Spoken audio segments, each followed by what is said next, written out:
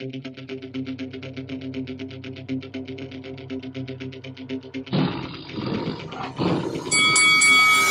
this is Carl the Cobra Frutch, and you're watching Lights Out. This is Faisal Khan for Lights Out, proudly sponsored by Spartans Law. And this is podcast 85 of the Lights Out Boxing Podcast. With me, as always, I'm delighted to be joined by my right-hand man, my oracle, my wise guy, Mr. Mohsin Gulshir, aka Ron. How you doing, son? All good, all good. Good to have you here. Good to be here. How does it feel being in bandit country? How's the mood here? Since you've got a few more wins under your belt now, Liverpool. Is it happier now? Less suicidal? It's a marathon, not a sprint, okay? But well done, first win at Anfield in 9 years, 10 years? Great standards for a club like Manchester United. The ex-great club that I like to call them. But no, listen, appreciate you coming down here. You paid for parking, or have I got to worry about traffic wardens knocking on my door in the morning? Hey, we'll wait and see. Typical Ron. Anyway, before we do get started with today's podcast, we just wanted to remind the viewers out there, if they haven't already, please make sure you hit that subscribe button and turn on the bell for more Lights Out boxing content. Check us out on all the social media platforms. Links are going to be below in the description. And if you're a fan of your audio platforms, Ron, the podcast is available on Spotify, isn't it? Oh yeah, most definitely is. And that link will be shared below in the description. On today's podcast, our 85th podcast, what we're going to do is we're going to do something that I've been wanting to do for quite a while. British boxing, in my opinion, and I'm pretty sure that you share this opinion, it's the best it's been in a very long time. It's finally back where it belongs, on top of boxing, and yeah, great times for British boxing. What we're going to do today, Ron, is we're going to talk about our top 5 British fighters in our sort of time.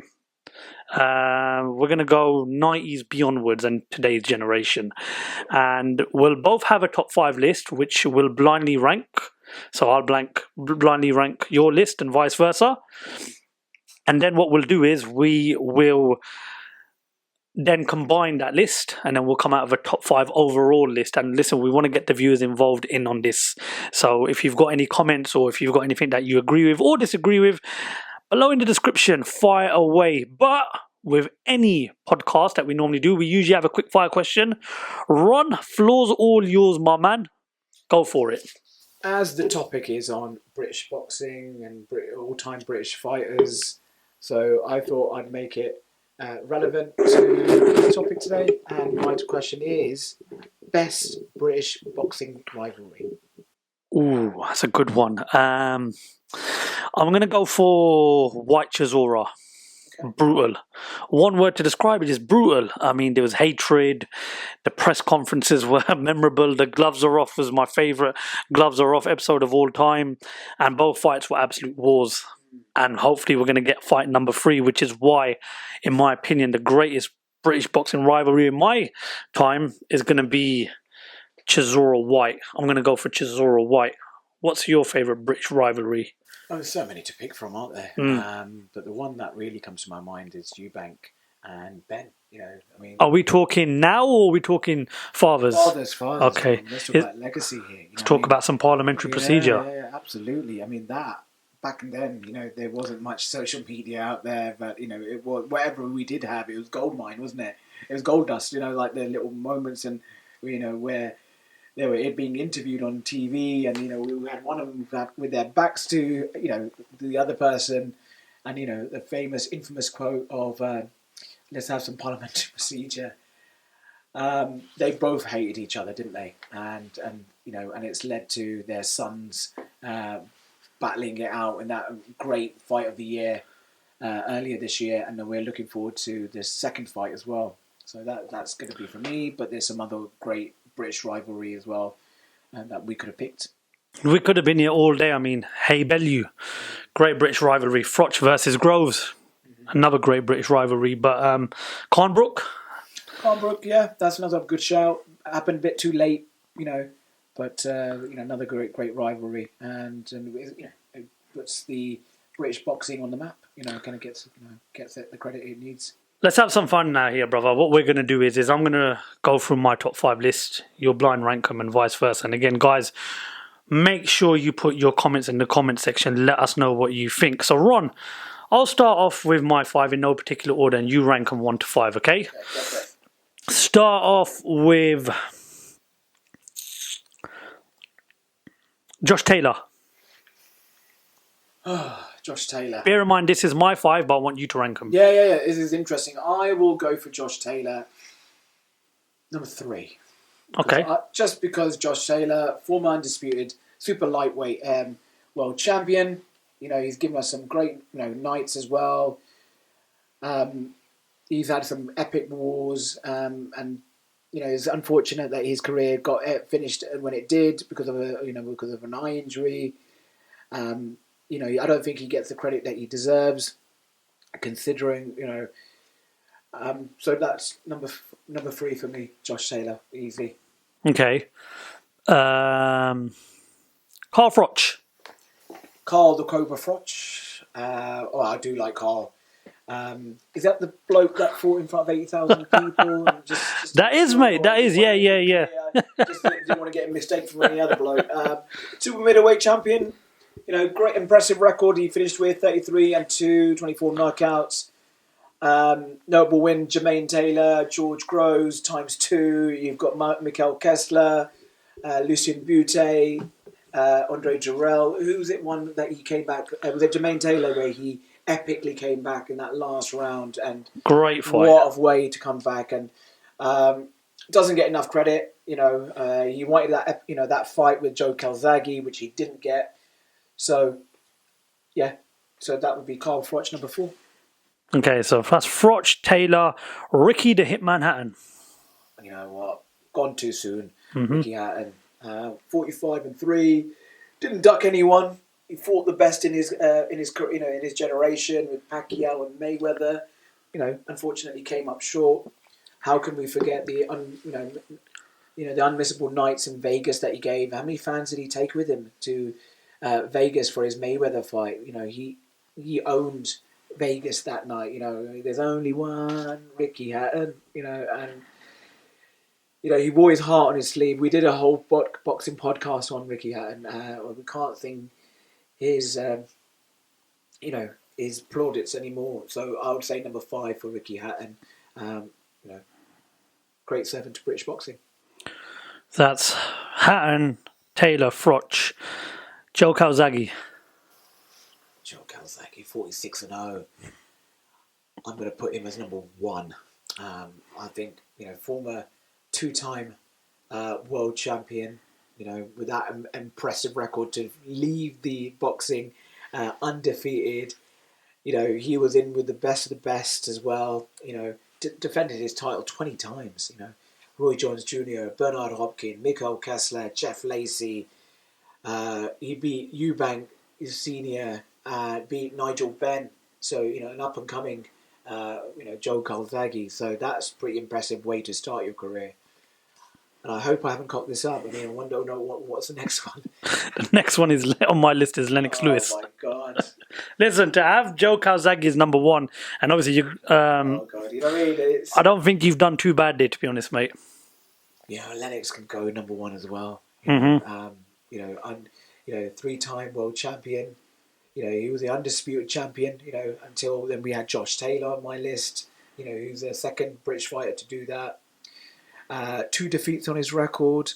Oliver McCall and Hassan the Rock Rahman. Yeah. And, he avenged his defeat against Hassan Rahman.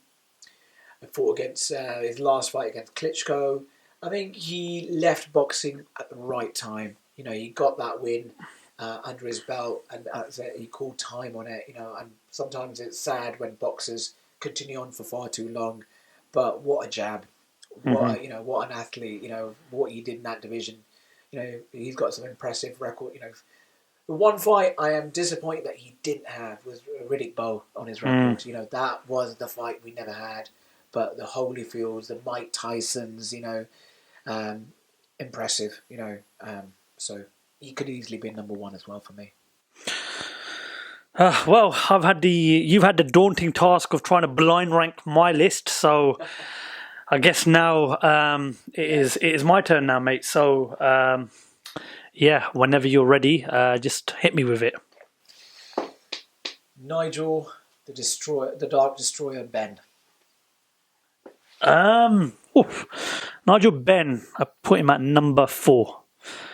Wars, absolute wars. Gerald McClellan, Chris Eubank Senior, the 2 fights, and just a great advocate for British boxing. And he was a nasty son of a bitch as well. That's what I loved. Nigel Benn, I put him at number 4. Just didn't know how to take a back step. Did Nah. he? Just a come forward fighter. Son, you can tell he's his father's son. Absolutely. You know what I mean? They've both got that, that DNA in them. And yeah, you're right. He's been in some great wars. Okay, my next one. David the Haymaker Hay. David Hay, obviously 2-time 2-weight world champion. Had some great knockout power. I put him at number 5.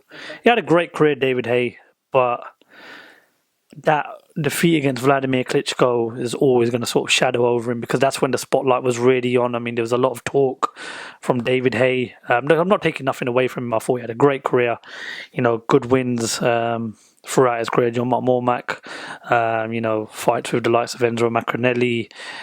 There was that win against Derek Chisora, which is a great British rivalry. When he won a heavyweight title. They won the heavyweight title, against Valuev. Yep. The fight of Audley Harrison, I think my pizzas lasted longer than that fight. But yeah, good career, David Hay. And yeah, I'll put him at number 5. Okay, that's a good shout. Okay. Right, next one. Right. Keep it calm. Okay. Keep it in your pants. I'm going to say a name. Let's just remember Number 1. the audience. I know what you're going to say. The Gypsy King. 2-time heavyweight champion of the world. One of the most charismatic characters in boxing in and out of the ring. Where we putting him? He's an old school heavyweight in my opinion, done the rope-a-dope, and it's just so entertaining, and I still believe there's another world title win. I'm putting him at number 1. I'm putting him at number 1. Are we surprised, viewers? Did we expect him to put him anywhere else other than that? I think we would have committed suicide. Okay, get over it, man. So what? It's my list. Well, it was your list. I'm blind ranking them, innit? No, Jesus Christ, man. Tyson Fury. I know the amount of boxers you suck off. And what? They're like... Yeah, man. Jesus Christ. Sure. But yeah, it's my list. Tyson Fury at number 1. Okay. Next one. That's 5, 4, and 1 I've chosen, yeah? Sure. The Prince. What a fighter. Charismatic, flamboyant, good looking. Really put Sheffield on the map, didn't he? I'm going to put him at number 3. And... Why? Well, look, former world champion, the shootout with Kevin Kelly. Great fight. I just think there was so much more to achieve. And I just think one wrong move in his career cost him 3, 4 more great years in boxing and more money to be made.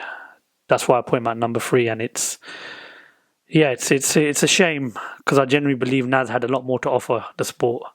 But look, we don't know what goes on in the background. We don't know what goes through a fighter's head. But he was a phenomenal fighter. He was so talented in the ring. You wanted to watch Naz. You wanted to watch Naz when he was fighting. You love Naz. I know you speak highly of him. That style. I just still haven't to this day seen that kind of style. It's incredible. The flashiness, the arrogance, the cockiness, and even Mayweather kind of speaks very highly of him. For how Naz used to box. Even Usyk, when he saw him, he was in awe of Naz, and he even said he tried to copy Naz's style. Great fighter.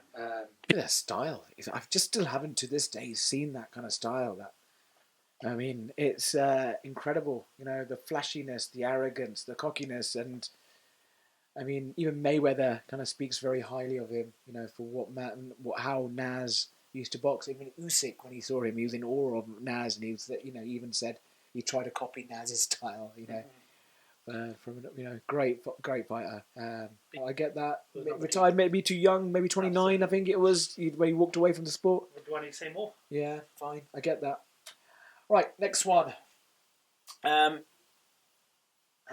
AJ Joshua. It's got to be number 2, and I don't think that's a bad outcome. Phenomenal career he's had, former Olympic gold medalist, two-time world champion, unified champion. And this is the guy for me that really, really put British boxing back on the map. I mean, this is the guy that made us buy the pay-per-views. This is the guy that made us tune in on a Saturday night. You know, a brilliant fighter. You know, yeah, there are 4 defeats on his career, on his record. Andy Ruiz fight, I believe he never recovered from. Alexander Usyk fights, he just lost to a better fighter. No shame in that. No shame in that. And the Daniel Dubois fight, I always said Daniel Dubois was going to beat him. I just thought Daniel Dubois was the wrong fighter for him. However, there is another chapter we're hearing, and I'm looking forward to seeing it, whether it is under Team Usyk. But wow, yeah, that's a turn out for the books, isn't it?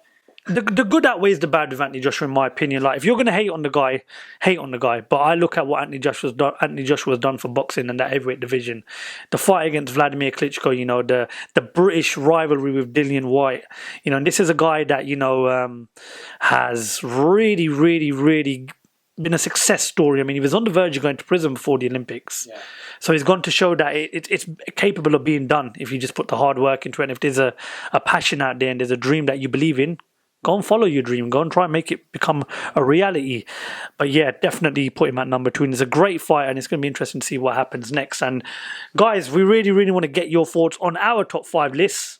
You rank them, you put them in your list, and let us know what you think in the comment section. What we're going to do now, Ron, is we're going to combine our 2 lists into a top 5. It's going to be a bitch of a move. It's going to be difficult. We mean no disrespect to any British fighter if we leave them out. I mean, we didn't even mention the Bellews and the Eubank seniors, the George Groves, Amir Khan, Johnny Nelson, you know, Chris Eubank Sr. I mean, they didn't make it in our list. It's a tough list, but what we're going to do is we're going to try and combine our 2 lists into one. So we're going to come out of a top 5. Ron, I'm going to give you number 5 and number 4. Start off with number 5 and just explain to me why you're choosing this guy at number 5. It's a very difficult one. I'm going to go for... I mean, I feel kind of, you know, it's travesty that I'm leaving out some of these other fighters. These are all incredible fighters for what they had done and achieved for British boxing. I'm going to go for Carl Froch at number 5 for what he's done. 3 times, you know, super middleweight champion, a world champion, you know, with that impressive record. You know, he did give us 80,000 at Wembley. So, you know, so that's my number 5. Okay. Number 4? Josh Taylor. Okay. Yeah, I think that speaks for itself.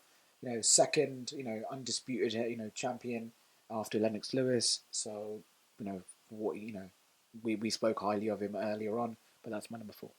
2 great fights that he had. Fights I love watching was the Regis Prograis fight and the Jose Ramirez fight. And unfortunately, we lost Josh Taylor due to an eye injury, which he had to retire in his career. But I think Josh Taylor has had a phenomenal career. I mean, the first British undisputed champion in the 4-belt era. And you look at the champions we've had undisputed-wise, Usyk, Crawford, Beterbiev, Bivol. I may have missed someone out. For him to be amongst those names goes to show you just how much of a good fighter he was. Becoming undisputed these days, Ron, is not easy. It's not easy at all. Canelo as well is also in that list. You know, it's a challenge, isn't it? You know, there's so many governing bodies, and you know how you can bring them all together. It takes balls. You fight champion versus champions, and you know, when taking the O's away, it's becoming more difficult to achieve that undisputed. I mean, that's why Usyk's not giving out that easily. You know, he's not letting go, relinquishing any of those belts. So, okay, yeah. Well, that's 5 and 4. So I'll give you number 3 and number 2. So number 3, I'm going to pick Tyson Fury. Now, I know I mentioned, you know, advocate for mental health, 2-time world champion. One thing I want to ask you is, Ron, and I don't know whether you're going to agree with me or disagree on this, but apart from Ricky Hatton and Amir Khan, after that sort of that 2005 to 2012 era, which fighter do you know that's gone outside of Britain and lit the scene up in America and Saudi Arabia? No. Yeah. That's why I'm putting Tyson Fury at number 3. Not just because of what he's achieved in the ring, but because of what he's achieved outside of the ring. Yeah, I mean, crowd puller, isn't he? Charismatic, you know, the way he conducts himself, and he really made a name for himself with those with the trilogy that he had with Deontay Wilder. The one thing I really, really enjoyed about Tyson Fury is when he was going through the streets of New York asking if people know who Deontay Wilder is. That just goes to show you the man knows how to sell. The guy is good at what he does. I mean, he sold out arenas fighting the likes of Tom Schwartz and Otto Wallin. That's no disrespect to those, but this is the guy who, for me, really sort of relit that scene out in America. And I kind of felt like we sort of gave up on the American scene with our British fighters. I mean, I know it didn't go right for Anthony Joshua when he fought Andy Ruiz, and Josh Taylor went out there a few times. I believe Kell Brook beat Sean Porter out there for a world title. But I just feel as if that, like, we never really sort of went to America and took over the way we should have. Tyson Fury, in my opinion, did do that, and I still believe there's a third world title winning him as well. Number 2, I'm going to go for Lennox Lewis. Now, in my opinion, why I'm going for Lennox Lewis, because I do believe the mid-80s, 90s heavyweight era was the best I've ever seen. And I'm going against the Liston, Ali, Foreman, Joe Frazier era. I'm still putting the 90s era at the very top. Brutal era, Holyfield, Tyson, Riddick Bowe, Lennox Lewis, and apart from Riddick Bowe, as you mentioned, Lewis beat all these guys. Beat Frank Bruno, you know, and he's a former undisputed champion as well. Klitschko as well. Let's add to that. Yeah, he beat Vitaly Klitschko. Yeah, okay, a lot of people have a controversy there, but you know, but he beat him. Yeah, on the records. And the guy held all the belts. So I'm putting Lennox Lewis at number 2. And I do truly believe we never get another heavyweight like Lennox Lewis from this country. Period. Lennox Lewis, in my opinion, goes down as one of the greatest heavyweights of all time. Not the greatest, one of them. I've got him in my top 5 list. I think Lennox Lewis was so underrated. I don't think he gets the credit that he deserves in this country, I believe. I don't think he gets the credit he deserves in this country. Such a great fighter, such a great advocate for British boxing, and a former undisputed champion as well. So at 5, we've got AJ. At 4, we've got Josh Taylor. At number 3, we've got Tyson Fury. At number 2, we've got Lennox Lewis. At number 1, I'll give him what I think is the greatest British fighter of all time, and then you tell me what you think. And if we can agree on that, we can agree on that. And if not, we'll sit here all night till the cows come home. At number 1, I'm going to go for Joe Calzaghe.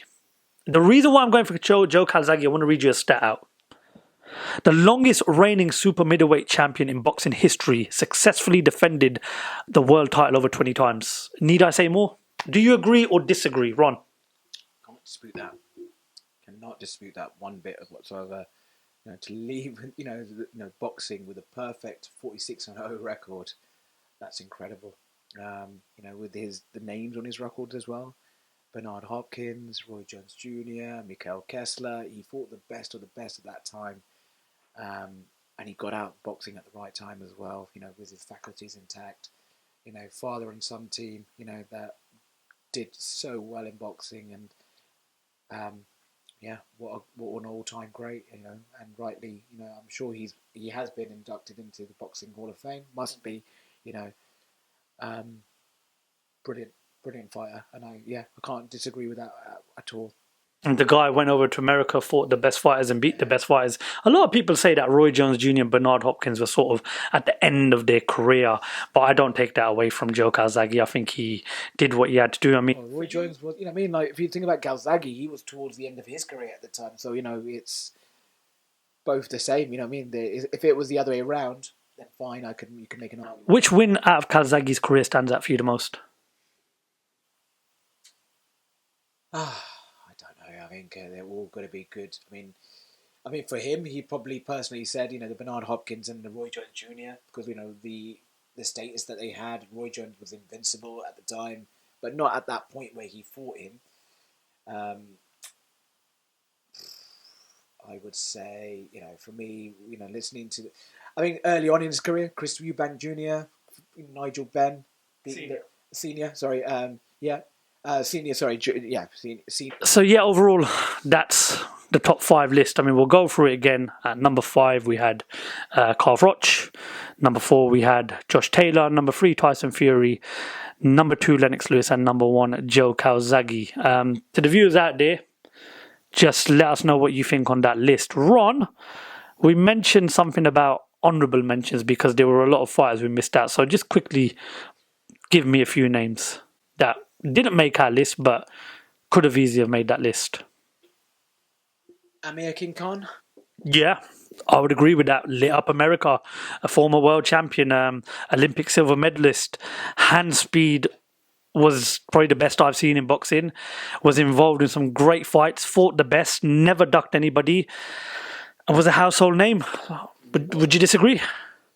17 years of age, he was a darling, the only Great Britain athlete to represent, and did us proud. And then he went into boxing, into the professional ranks after that, giving us lots of memorable nights. The fight with Maidana, obviously.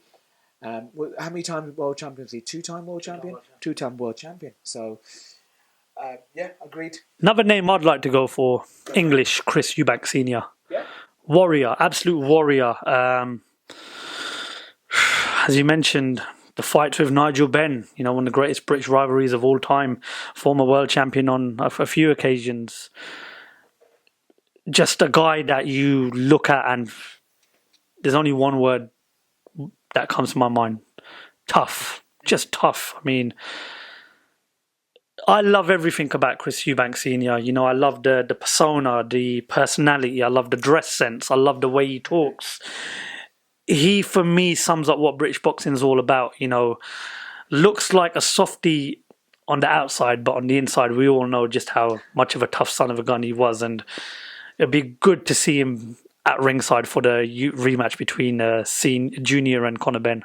Can I just add to that? I mean, how much did that blow you away where we saw him appearing? In that first fight. I want to have a moment like that. Oh my God! Like when it's a night out with the boys and everyone's like, "Oh, where is he?" And then he's here. Yeah. Adam Smith, the way he did that scene, the elevator scene. I mean, the fight was great, but for me, that was moment of the night. 100%. I think that gave him the psychological edge, and I'm glad father and son have patched things up. I hope he's there for the second fight. Anyone else you want to mention? Johnny Nelson. Yeah. 3 professional defeats in a row at the start of his career, and went on to defend the world title over 10 times. Johnny's a personal friend of yours. Yes. I mean, tell us. You tell us. I mean, give him a shout out to Johnny here. He is the true example of, it doesn't matter how many defeats you got on your record at the early stages of your career, it still can be done. Which professional fighter do you know lost his first 3 professional fights and went on to become a world champion? For over 10 years, I believe he held the WBO Cruiserweight World title. Such a good fighter, such a great fighter. And in my opinion, he's probably the best pundit in boxing right now. And he's also got a banging podcast, which you guys need to check out. But I just think when you look at Johnny Nelson, he is, again, the best example. If it's not going right at the early stages of your career, look at what Johnny Nelson went through. They rebuilt him. Any fighter, in my opinion, possibly losing their first 3 professional fights, probably walks away from boxing. This guy carried on, he gritted through it. And then he just built momentum after momentum. And he also come from the famous Ingles gym, and he had the late Brendan Ingle by his side. But yeah, Johnny Nelson. Another name I've got for you. Go for it. Duke McKenzie. Oh, fantastic. Great, great record. He's someone that kind of goes under the radar a little bit. Not many people know much about him. 2-weight, champion as well. Great boxing analyst as well. Love listening to him. So yeah, that's another great shout. Couple of more names we missed out. Tony Bellew, Billy Joe Saunders. It was a tough podcast, but I'm overall satisfied with that list. Are you? Yeah, 100%. We were back and forth a lot between when we were just trying, and we couldn't agree. I mean, there's so many fighters that we probably still could add to that, but we can only fit a 10 in. So again, number 1, Joe Calzaghe. Number 2, Lennox Lewis. Number 3, Tyson Fury. Number 4, Josh Taylor. Number 5, Carl Froch. Anything else you want to add, mate? No, I think that we've talked a lot tonight about some of the great British boxers that what they've given us in this last from the 90s. But we've not even scratched the surface. What about the 80s and the 70s? I mean, that could be another podcast. Absolutely, and that is something we will look to do in the near future. Ron, my man, it's been an absolute pleasure having you around here. Look, you're not allowed to stay. We ain't got the space, and personally, I wouldn't want you staying in.